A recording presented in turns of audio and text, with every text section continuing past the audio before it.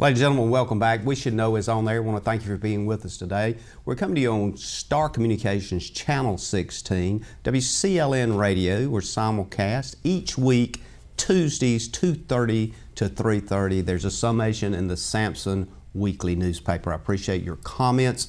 To our email address, weshouldknowedu@gmail.com, regards to our last week's show. Again, this week we have someone from Samson Community College with us, and it's none other than Haley Stewart, Miss Samson Community College. Haley, thank you for being with us, and thank you for taking time to not only talk about education, but some other things that you're involved in. And I encourage folks to tune in and listen today, because really a lot of things that you'll be sharing with us and we'll be discussing is somewhat heart-rending in a way. But first, let's talk about Samson Community College. You're, I guess, somewhat of a dynamic representation of the college now with the tiara and being Miss Samson Community College. Tell us how you got there and what the college means to you now as you look at your life in the future in your profession. Well, I graduated high school in 2013, and that's when I started college in the fall of 2013. I was working on my prerequisites for the nursing program, and then in 2015, last year, I got accepted into the nursing program, so I started in August. And they started advertising the pageant, and I was really excited because I had done my high school pageant, and I was like, well, I can do this pageant. But I also wanted to do it as a way to let people know about Rwanda and the children there. That's kind of what I centered my talent on. And so I just done it. I wasn't expecting to win. I was just going in there with the attitude, well, if I don't win, at least people will know about the children around the world. But then I won, and I really wasn't expecting that, but I was really excited because it has opened up many doors for me to tell about the college and to tell about Rwanda. Okay, let me ask you this question, and I think I clearly believe that from you, you're one of these people, as I am, that I don't think things just happen. I think there's a reason for everything's happening. You mentioned that you had been in some pageants previously, so when you came to college, this was not anything new. Tell us how you get involved and what happens with a pageant, like a community college or any kind of education institution that has, and what their expectation is of you as kind of somewhat of the leader of the student body. You really represent the student body at the college here in Samson County. There was certain criteria that a contestant had to meet. We had to be enrolled in a curriculum program, and we had to have at least 1 year left of our program. We had to have a GPA of at least 2.75, and we had to have kind of a good academic record, and we had to be at least 18 years old. So there was some girls that didn't meet the criteria, but there was a few of us that did, and so we all entered the pageant. And then we had to start having the practice and preparing our talent and picking out our outfits and going through our opening number and practicing for that. And it was a lot of work, but I feel like it all paid off in the end. And I noticed a friend of mine by the name of Bruce Creech was involved in that as well, and tremendous voice he has, and I'm sure he's brought a lot of talent to the college. The next kind of area I want to talk about is, what do you say to folks out there that may be about to graduate from high school, or maybe they're a junior or sophomore or junior in high school, and they're thinking, well, I don't know whether I'm even considering college, or maybe it's just not for me, or nobody in my family has ever gone to college before. What would you say to them, and what do you think that you could say to maybe change their expectations? Well, I really value education, and I feel like even if a person's parents didn't go to college, that doesn't mean that they have to skip out on education that is here in the community. And many people out of high school may prefer to go to a university, but community colleges allow the same education in smaller classrooms as a university at a smaller price, especially in a small town like Clinton, that many people can afford. And I feel that even in the nursing department that I get the best education, and that the teachers really care whether we pass or fail a test, and they're always willing to talk with us about anything, not just school. So I really value the education that I get there. One of the things I think is interesting with your age group, a bit older and a bit younger, is that the way you guys communicate now is so much different than what obviously folks my age, give or take 10 years. Everything now is electronic to you. Everything now is devices. In fact, when I contacted you to talk to you about the show, I called you. Guess what? You text me, and we did everything else from there via text, which is the way folks in that generation does things. How is the college, how do you feel the college is moving forward with technology and programs within technology? I feel that we are going more towards electronic. We have classes that can be taught via video from other colleges, and even in the nursing department, in our simulation lab, we have electronic mannequins, and we operate kind of like a hospital. So we're able to get a hospital experience in the classroom. And we do many of our tests online, and we have a lot of resources, even in the nursing department, that we can use online. Do you feel that the community colleges throughout the state, the 58 community colleges, offer opportunities to not only to ensure that you have a baseline of education, but open that door to four-year and university level education? And have you thought about that? Yeah, I have thought about, when I graduate with my 2-year degree, going to a university. And even at Sampson Community College, they have the ribbon program for nursing students that can graduate with a 2-year degree and then go one more year online at the University of North Carolina in Wilmington to get their bachelor's degree in nursing. So that is an option for all of the nursing students at Sampson Community College. At somewhere down the road, and you strike me as somewhat of a visionary thinking person, where do you envision yourself in 4 years, 5 years, even 6 or 8 years out? Well, I hope to have my bachelor's degree in nursing and possibly working on my master's degree, but I really would like to work at an oncology unit with pediatrics. And it's so interesting. I recall that when I first actually met you and had a few words with you with the radio station, we were doing a fundraiser out at the Nissan store. It struck me that particular field is, for most people would go, oh, I can't imagine. Where is that inspiration for you, and what causes folks to want to go into that profession? It's an admirable profession, but just the horrific idea of a child going through, in some cases, irreversible kinds of things. Talk to us about that. Well, cancer has really impacted my life. I feel that people don't understand what damage cancer can do until they go through it with a family or even themselves. My grandmother has survived breast cancer twice. My aunt, and both of my aunts are survivors of breast cancer, and my boyfriend is also a survivor of cancer.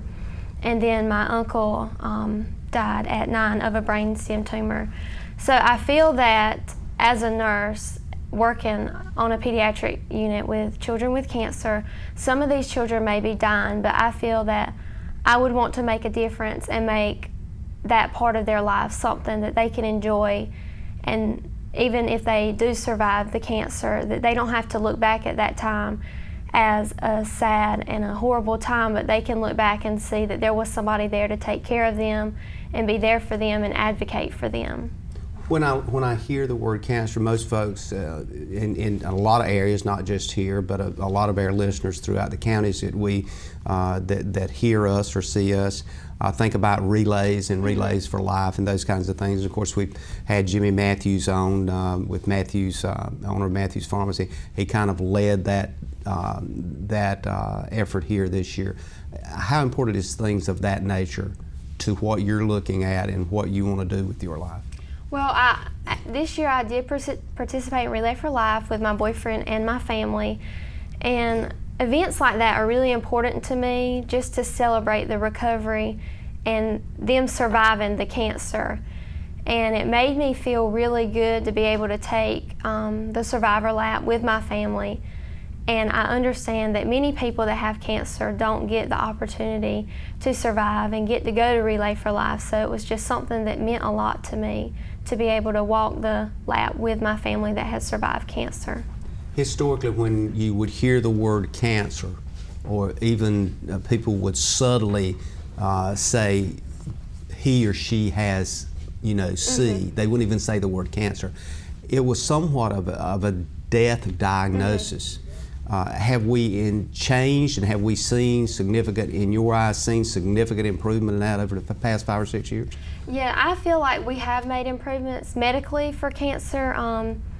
And an example is my grandmother. She had cancer when I was younger. It was breast cancer. And she actually had to do the chemotherapy. And then this year, she had a surgery and they found out the cancer had came back, but she survived it without even having to do the chemotherapy. She only did radiation. And the radiation worked, and that it helped. Did. So Yes. it's definitely not a death sentence when No. you hear something of that nature. So your message, I hear you saying to people that maybe the fight is important. Yeah, and I feel like the fight is also what you make it. If you get a diagnosis like that and you just automatically give up, then I feel like you won't have as good of an outcome as someone that's going to fight it and going to try to survive it. We're going to take a break, and we're going to come back, and we're going to get a little bit deeper into a subject I know you want to talk about. Ladies and gentlemen, we're talking with Haley Stewart, who is the, obviously, if you're watching us on TV, she has been representing Sampson Community College as its queen, so to speak, for this year. We'll be back in a moment, and we're going to talk about something called the Rwanda and Company, Inc., and I think you'll need to hear this. Stay with us. You're out for an evening on the town. Finally a chance to relax and forget that you left your front door completely unlocked. Fortunately, you just installed a security system from Star Communications. With just your cell phone, you can check on your house, lock it down, light it up, and get back to relaxing. You forgot to put Buster in his crate. Unfortunately, we can't help with that. Security and automation from Star Communications. Call today to find out more. Ladies and gentlemen, welcome back. We Should Know is on there. If you happen to be driving down the road listening to us on the radio, we appreciate you doing that. Keep in mind, we air each and every week at 2:30 on Tuesdays, simulcast on Sampson Community College, not Sampson Community College Radio, but Sampson County Radio, WCLN, out of Clinton, North Carolina, and also Star Communications, Channel 16. We do have with us Sampson Community College, the person that represents them as Miss Sampson Community College. Haley, I want to thank you for coming in, taking time to do this. This is something that is not only important for the college to have somebody like you represent them, but it's also important in another way because you have and I'm going to call it somewhat of a passion, or it may be something that maybe is led divinely, but you're associated with an organization called Rwanda and Company. It's actually Rwanda and Company, Inc. And tell us what that is and how you got involved in it.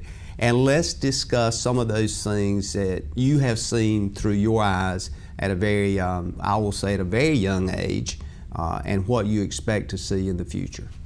Rwanda and Company is a nonprofit organization that was started in 2009 when Dr. Larry Watts of Clinton led 8 people to the country of Rwanda for a medical mission trip. He had originally went just to see if the door was open in that country to missions, and when they arrived back into the United States after the mission trip, it just kind of continued on. We have many branches of Rwanda and Company. We have the Joshua Fund. We have Well Missions, where we raise money to build or repair wells in Rwanda, and we also have Daily Bread, where we work with feeding the orphanage. You've been aware of, and I know, and just to touch quickly on the history in Rwanda for folks that may not know, that is a country in South Africa. Mm-hmm. It is not on the coast. It has borders other countries, but the big thing historically back in 1994 was the genocide that went on in that country. And I'm sure you're aware the estimates were anywhere from 800,000 to 1 million people that were slaughtered. And for folks to kind of get a concept of that, that was done within 100 days. It was. Many of the people that we work with in Rwanda were actually survivors of the genocide. They've lost family in the genocide. They estimate 1 million people were murdered in the 100 days. And when we have traveled to Rwanda, we visited the genocide museums. And they have all of the skulls that they could find, the bones of the people in there. And it's really horrific, but the part that was the hardest to go through for me was the children's part, where the children had been murdered. They had some stories of children, and one little girl, I remember her quote on the wall. Her uncle was actually the one that had killed her, and she thought he was just coming to her house just to visit, and he ended up killing her family and herself. And many of the children you see with the machete marks on their face or across their back. And we've actually been in a church that they use as a museum now, where many people were murdered in Rwanda during that time. What they would do was, even some pastors would call the people into his church, and people would go thinking that they would be safe in the church, and then the pastor would tip off the killers, and the people in the church would die. And we have been in a Sunday school room where the blood was still on the wall from that time, and all of the children's toys and clothes and shoes were still left on the floor. And just being able to walk in that and see that really humbles you, because I've never experienced anything like that here in America. Generally, I've been safe all of my life. I never thought about having to go through a genocide or even a mass killing like that. But just to know that people went through that and they've came through that, it just amazes me. How does it affect somebody at your age to not only can read about it? Most anybody can go online and pull up the history of Rwanda and read the words of some of the things that you just said, and see kind of the history of the Hutu and the Tutsi as two tribes of people literally went to war, and if you happened to be a Tutsi during that time, you were going to be killed. It was that simple. And the horrific reading of that is tough, but to be there at your age at that time, what kind of impression, what was seared into your soul as you saw that? To me, I feel like the genocide occurred just over something as simple as like bullying. One tribe felt like they were dominant over the other tribe, and they just started killing each other. And we've been told that the way you were either a Hutu or a Tutsi was by your facial characteristics, like your nose or your mouth or your eyes. And so people didn't carry around a card saying, well, I'm a Tutsi. People just knew by the way they looked, and that's how they were killed. And even one of the bishops that we work with, his family was first on the list to be killed in his village. And he survived death many times in the genocide. And he is actually going to be coming to North Carolina in July, the last week of July and the first week of August. And we are hoping to get him some speaking engagements to tell about his testimony. I've heard it many times, and every time I hear it, it never gets old, because just to see this man that has survived death a number of times turn around and help the people that were killing his tribe. When you look at that and you interact with people every day, as I do and millions of folks do in this country, we take so much for granted, and what you have seen there, even the most, low-income areas in our state and country would be considered, palaces to some of these folks that you've seen. How do you deal with trying to explain that to people? It's really hard to explain to people that have never been, have never seen the mud houses, seen the children with no clothes on, no shoes, the bloated bellies. And I feel like for people in America, it's hard to comprehend that people actually live like that, because it's not something you see on the news every day. You rarely see people trying to advocate for children around the world. And I just feel like some people don't believe you, but for the people that don't believe, I encourage them to go to help. In a book, a writer said that the orphans, they're easy to ignore, but once you know their names, once you know their stories, and once you even see their face and know that this is a human being that was created and deserves love, then they're harder to ignore. And here, when you see these kinds of things, as you just said, facial features, skin color, all of that is totally wiped away. You kind of see the soul of something God created, and you attempt to reach out to do that.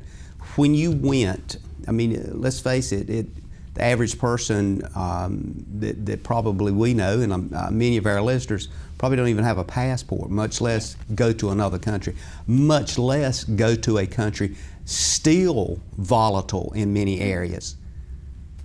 What drove you to do that? And your parents and grandparents and others, did they look at you and, wait a minute, are you sure you want to do this? Was there some apprehension?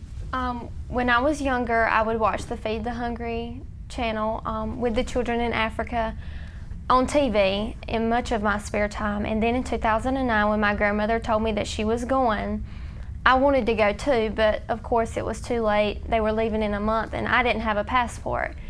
So in 2010, I finally got to go at 15. And I did receive a lot of criticism for going. My parents, of course, were terrified, as with the rest of my family, but I felt like it was something that I needed to do. I felt like if I waited any longer, then a door that was open this year may be closed. So it was a matter of now, or you might not get that opportunity again. Yes, and even looking back, I'm glad I was able to go in 2010, because that led to the beginning of the Joshua Fund, where we rescue children off of the street and put them in an orphanage. And I feel like if I didn't go that year, I would have never met the little boy by the gate, and we never would have started the Joshua Fund. Well, I want to come back after from this break that we're going to be taking about a minute now, and talk a little bit more about the Joshua Fund, and dig a little bit deeper into some of the eyes that you've looked into, and some of the discussions you've had as you looked at getting everything together and preparing for that trip.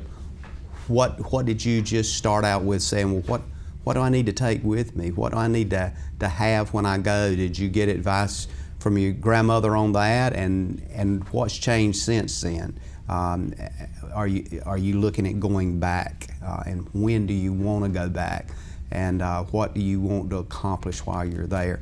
And I know you're not going to be able to answer all of those questions, but those are some of the things I want to discuss when we come back. So what did you prepare for? I mean, did you say, well, I need to take a first aid kit, or I need to take something? I didn't take really any medical supplies in 2010. I did go with Dr. Watts. I felt like if anything happened to me, I trusted that he would be able to take care of it. But I really didn't do much preparing. I just brought my clothes. The reason I didn't do much preparing was I just felt like, okay, I'm going to go to Africa and then I'm going to come back. I never knew that it would be something that would continue in my life as working toward and becoming a passion and a part of my heart.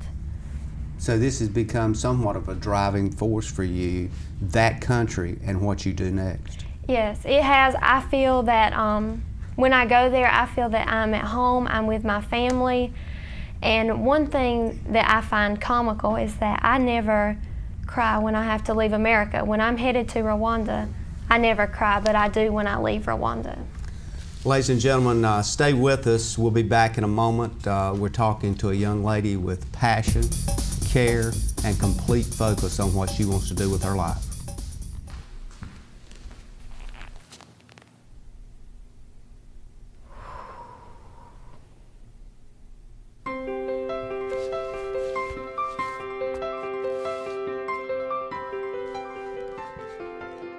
Whether it's video, voice, internet, or cellular, Star Communications connects you to the things you love. It's what we do and have done for over 50 years. Star Communications, your local technology company. Ladies and gentlemen, welcome back. We Should Know is on the air. I want to thank you for being with us today. A shout out to all the folks at the radio station, WCLN, the morning crew with Grandpa Nolan Z, the old man. And of course, we have to mention Nicole. She introduces this show each and every week, and she does a program at the radio station called The Country Store. I encourage you to join Nicole each week that she does that. Wayne Weeks with the Gospel Hour as well. We appreciate Wayne mentioning the show. Robert Stroud with the Boogie Shoes Radio Network on Saturday afternoon. I always appreciate his commentary and letting folks know who we have on, and oftentimes stop by and talk with him on Saturday, given the times I'm in town. Tommy the Fly in the afternoon. We appreciate your comments as well. We're talking to Miss Sampson Community College, Haley Stewart. Haley, thank you for being with us.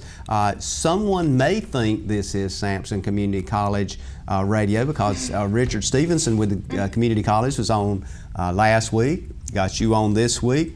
Kind of two different directions, but both of the subjects are dealing with people, human beings, and to some degree saving lives.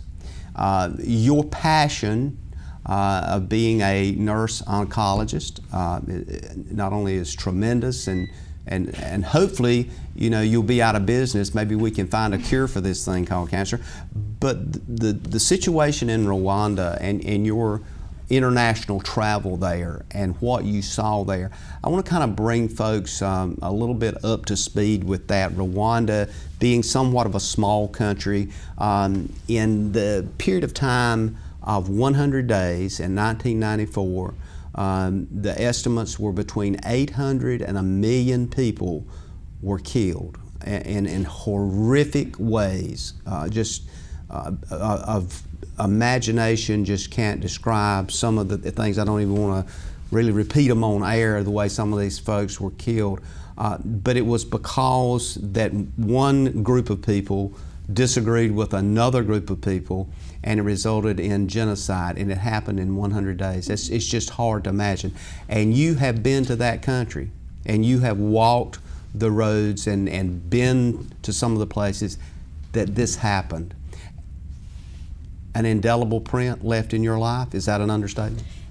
Yes, it is. When I first went to Africa, I really didn't know about the genocide until we went to the museum, and it opened my eyes, seeing the skulls, seeing the bones, seeing the clothes of the children. And even in one museum, they have a wall of pictures where family members whose loved ones were killed in the genocide can come put up their picture as a memorial. And also at the main museum in Kigali, which is the capital, they have the graves there, and you can buy roses and you can go lay them on the people's graves. You don't know who the person is, of course, because they don't either. But I always make it a point to do that, just to show to pay my respect for the people that were killed during that horrific time. When you are carrying out your duties as Miss Sampson Community College, and you've got your crown on and you're walking around and you're talking to people, it's clear to me that tremendously this is on your heart, this kind of thing that goes on. And I'm so impressed not only to have you and to know you, but to know also other young people that have a passion for making a huge difference. We get caught up in, I think, a media blitz sometimes when we think a large portion of our young folks are just totally oblivious to what's going on. What do you say today to people that maybe are listening to this on radio, or maybe they're viewing it on TV? What do you look at them and say into that camera and say, look, you know, here's something you can do, either at your church, either at your Boy Scout troop, either at any kind of function, civic club or otherwise, to make a difference in people's lives? Well, first I encourage people not to stereotype teenagers and think that all teenagers are caught up in materialistic things, because even at 15 was when I first went to Rwanda. And also I encourage people that are 15, even my sister went at 13, to not put an age limit on what you can do to help others. I feel that even an 8-year-old could make an impact. And even if you get discouraged and say, well, I can only help one person, well, that's one more person that got help today. I've grown to know that I cannot change the world. I will never be able to change the world, but if I can just change the world for one child, then I've made a difference in someone's life, and that's all that matters to me. But I encourage people to go to international mission trips, but I also understand that we do have needs here. We do have homeless shelters, food banks, even one in Salemburg, and there are many states, such as West Virginia, now that need help. And I just encourage them to find a way that they could be useful to someone else. I feel that we should all live our lives not asking, what can someone do for me, but ask yourself, what can I do for someone else? How can I help someone else to make their life better?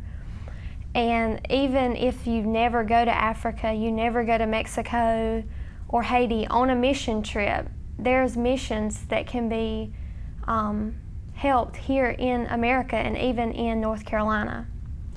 Do you ever sense that once you see, and I'll use the word pain or disillusionment in one child's eyes, that you can never remove it from your brain, that it's part, that every time you pick up something or think about the opulent kinds of things that we have in the grocery store, the hardest job in the grocery store we have now is making a choice on what to get in the cereal aisle. So do you ever kind of strike you as that child does not have that choice? In fact, they might not even have the choice of having food. I've seen many children, and just the look in their eyes, they don't have to say anything to you, but their eyes do all of the talking. And it's something that is just imprinted in my mind. It will never go away. I think about the children every day, not the ones that we've been blessed to rescue, but the children that I've seen in the villages. And just looking in their eyes, it's like it's just stamped on your heart. You can never forget it. Just seeing the sadness and the hurt and the brokenness in a child's eyes that may be 5 years old. I've never seen that here in America. And many times I think that we take for granted the small things here in America. If I get hungry tonight, I can go to my refrigerator and pick out anything I want to eat. But the 4-year-old child in Rwanda that may be hungry may not have anything to eat. And it's just something that I feel that we take for granted, is having so many choices that we've become almost oblivious to the needs in other countries, that we don't realize, oh, well, there's many children that need help, that don't have food to eat every day, that never take a shower, that don't have water to drink with, and some that do have water, it's not clean water. And I just feel it's something that people don't realize until they see children and other people living with hardly anything. How does a person or people or group of people, and we know that there's philanthropic efforts, Bill Gates, Warren Buffett, and others that give literally millions of dollars to folks that need help annually. The big question always looms out there is that how much of that money, whether it's a small donation from a church or whether it's $1 million from a billionaire, how much of that money actually gets to the people that need it? How do you answer that question? Because I know you've probably been asked that before. Well, I can't speak for other nonprofit or any other organization, but with our organization, we don't take any of the money. 100% of the donations that come through our nonprofit go directly to the people. We send it to the headquarters in Tennessee, and they distribute it. And within about 2 weeks of us sending it, we get pictures, we get emails of exactly what we had sent the money for. When we have sent about $20,000 since we started Rwanda & Company to a pastor in Kigali, And now when we go, we can look and see the school that he built. We never worry about them taking the money for their own gain. They use it exactly for how we feel it should be used. So we do not keep any money for ourselves. We don't draw a paycheck. Most of the time when we do speaking engagements, it goes toward the orphanage that we're hoping to build 100%. All of our fundraisers go towards missions. When folks that maybe you're speaking to, or you hear other people say, well, as you just indicated a while ago, we've got needs right here in our own community, why should we send money to Rwanda or some other place in the world? We've got needs right here. Is the validity of that statement valid given the level of need? Is that where the problematic issue is from what you've seen?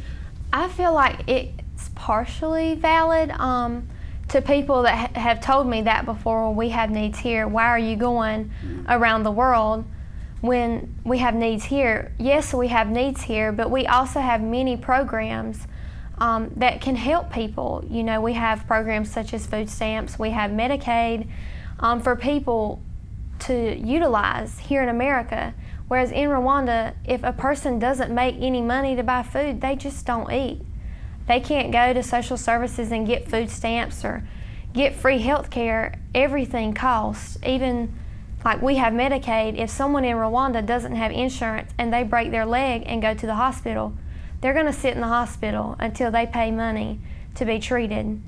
In Rwanda, they'll let you sit there and basically just die if you don't have money to be treated. So I feel like we do have needs over here, but we also have many programs that have been implemented to help people here. Okay, we're going to take another break, and we'll be back in a moment. Ladies and gentlemen, we're talking with Miss Sampson Community College. We'll be back in a moment, and we're going to talk more in depth about what you can do to help with the passion that Haley Stewart has to change the world. Give me a home where no burglar can roam, where my kids and their pets safely play. With security by star, I can check in from afar, hit the lights, lock the door, night or day. Really? Yeah, I can see my cameras, switch the lights, lock the doors, set the alarm, all from my phone. Their prices are right, my home's locked up tight, Star Security makes me feel great.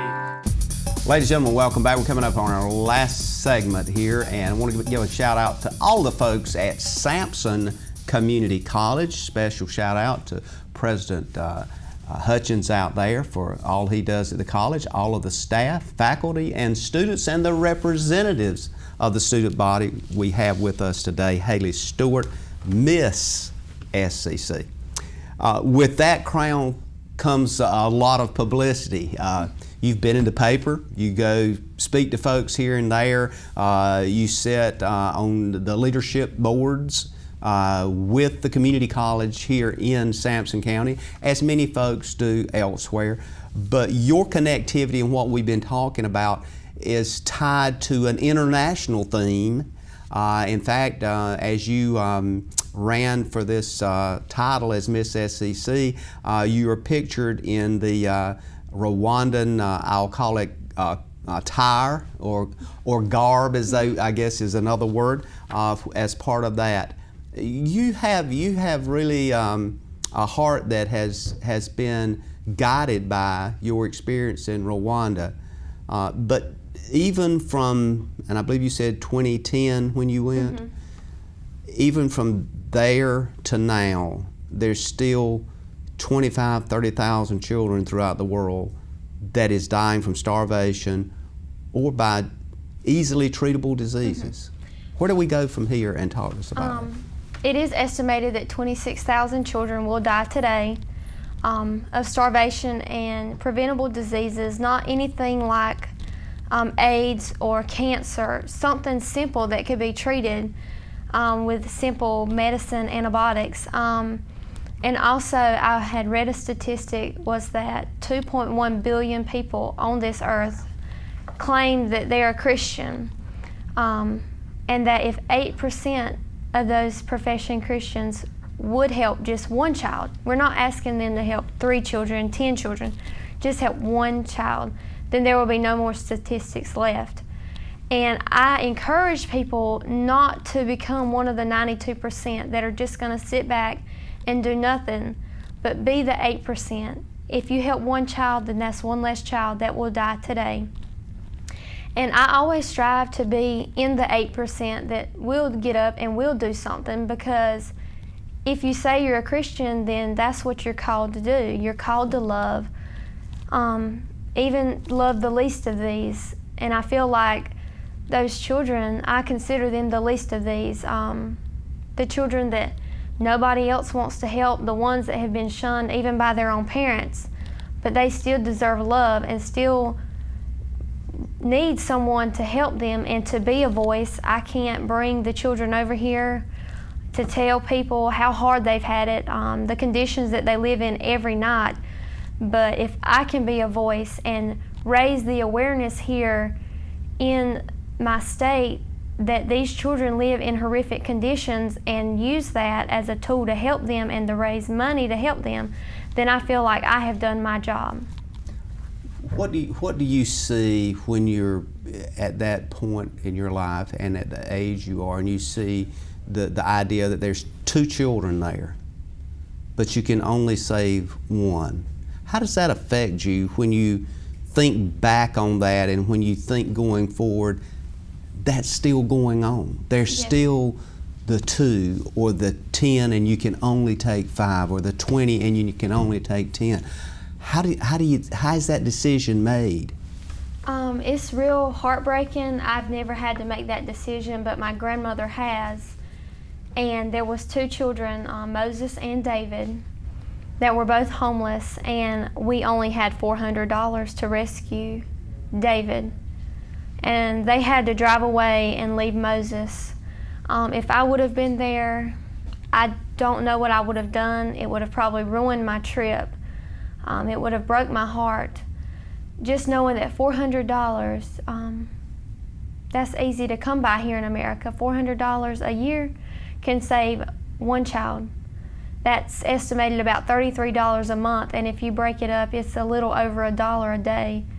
That can save someone's life, a child's life. And many of the children we have saved and rescued tell us about other children that they know. So they're advocating for people that they know in their own country that are homeless. We've had children tell us about a child named Paul that lived in the ditches. Some of our own children we had rescued told us that they knew he was homeless and slept in people's kitchens and sometimes had to sleep in the ditch. So it really brings me happiness to see the children we've rescued in turn try to help other children and tell us about them, and they'll pray that we get the money to send for the children. But just $400 can save one child in Rwanda, and it's not anything extravagant. You know, you can make $400 in a week working, but people just don't really realize that it doesn't take much to help someone. Tell us about the Joshua Seth home. The Joshua Seth home is an orphanage that we're hoping to build. Joshua was the bishop's 8-year-old son that had got ran over in a hit-and-run accident in 2009. And Seth was my grandmother's son that died at the age of 9 with a brain stem tumor. And both of these children helped other children.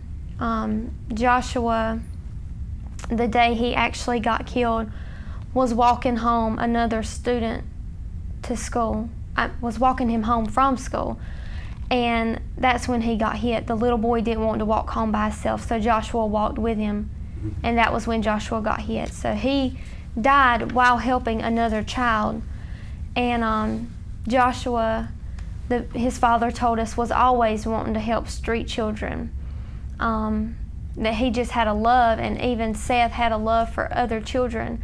And I feel that the name for that home is appropriate because that's what that home will be. It will be a safe haven for children.